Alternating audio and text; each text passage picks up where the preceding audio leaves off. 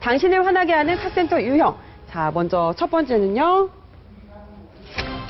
어우. 자, 네, 보이시죠? 허리가 아픈데 팔다리도 고쳐라. 과잉 진단형입니다. 네. 이거 제일 문제인 거예요. 오진 아니에요, 오진? 허리가 아픈데 팔다리 고쳐.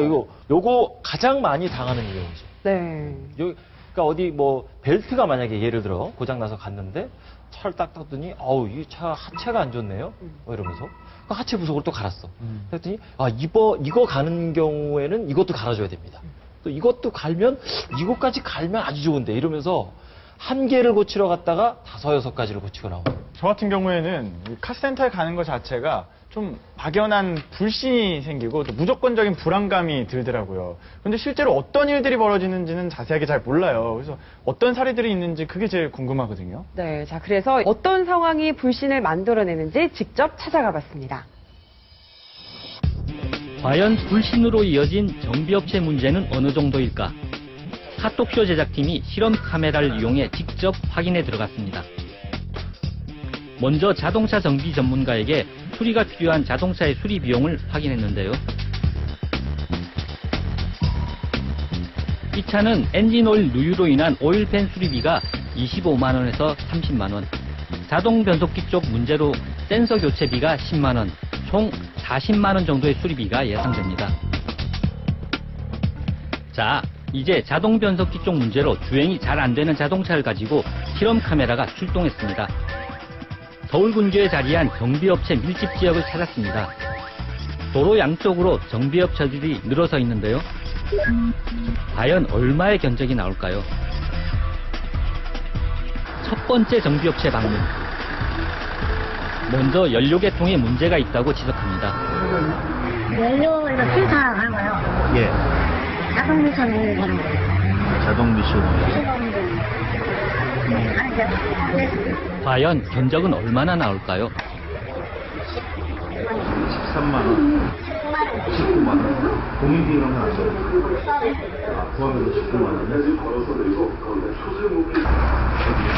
차가 좀 안 좋아서 좀 정비 좀 받아. 어디가 돼요? 달달달달 떨리고 미션. 두 번째 정비업체에서도 같은 증상을 호소했습니다. 여기 제가 네, 같이. 물들이에요. 올수리요? 올수리면 뭘? 자동차 하체 부분을 모두 수리해야 된다고 합니다. 물잡아주면 하체, 아무튼 하체, 부실 잡아주는 게 다 나갔어요. 엔진은 이상 없고. 엔진 쪽에 있습니다. 어떻게, 벨트 소리가 나요? 벨트. 네, 비용은 어느 정도 대략? 거의 50만 원 이상 나오잖아요. 50만 원 이상이요? 하체 다 하는데 50만 원밖에 안 해요? 괜찮네. 그냥 나간 것만 나는 거예요. 안 나간 거. 일반상으로만 나왔으면 더 다른 데가 있는 또 다른 데가 더 있어요? 다른 데 이제 필요로 볼 수가 있죠. 일단은 근본적인 소리 나는 것만 잡는 게 필요해요. 소리 나는 거. 하체 전체 수리 판정을 받고 무거운 마음으로 다음 정비업체를 찾았습니다. 이곳에서는 과연 어떤 진단이 내려질까요?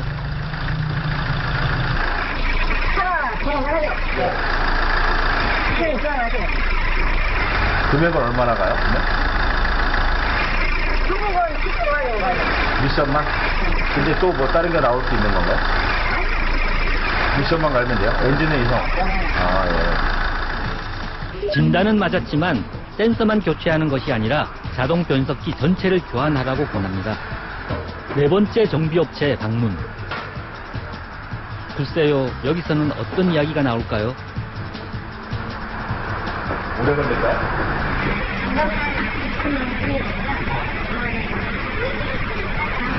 알겠습니다.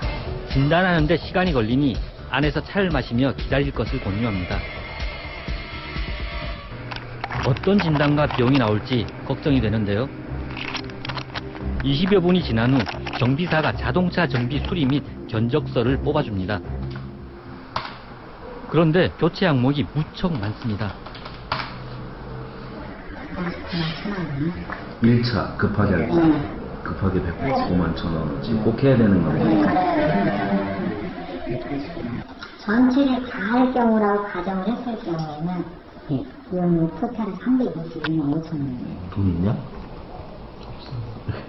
상상 이상의 수리비 명세서가 출시됐습니다. 교체할 부품의 수가 20여 종에 달하고 이중으로 청구된 것도 있습니다. 35만 원을 예상했던 제작진에게 10배에 가까운 견적서가 나온 겁니다. 같은 증상, 다른 진단, 천차만별의 수리비. 도대체 원인이 뭘까요? 예를 들어서 같은 부품이 3개가 들어가요. 엔진에 3개가 들어가는데 실제 그 3개를 그러니까 2개를 교체하기는 쉬워요.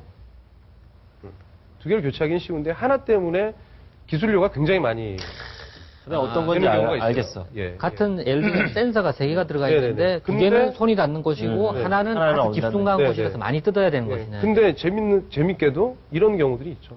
그 3개를 다 갈아주면 좋잖아요. 그죠? 네. 그리고 그렇게 청구하면 과잉 청구 아니죠. 2개만 갈죠. 3개 중에. 하나 힘든 건 놔둬버리고. 소비자는 몰라요. 어려운 곳에 있으니까. 그럼 3개 값을 받는 건가요? 그렇죠. 예. 그래요, 그리고 놓고 기술료까지도 뭐 받는 경우도 있고. 야, 그래요? 공임에 대한 부분을 정확히 말씀드리면 기술료라고 보통 정의를 하는 게 기술료. 맞습니다. 아. 예. 그러니까 뭐 공임이 결국은 기술료인데 네. 그 기술료 산정이라는 거는 해당 부품을 교체하는 데 들어가는 시용 시간과 그다음에 어떤 난이도를 기준으로 해가지고 보통 설정을 해놓게 돼 있거든요. 근데 그거를 일반 해당 카센터라고 하는 업체에서는 그 제조사에서 정해놓은 그 기준보다는 어쨌든 저렴하게 들어가야 되는 상황은 있고요. 그 다음에 그러다 보면 경쟁을 하다 보면 결론적으로는 뭐 업체 입장에서는 더 많은 일을 해야지 그만큼 더 많은 걸 받을 수 있는 부분.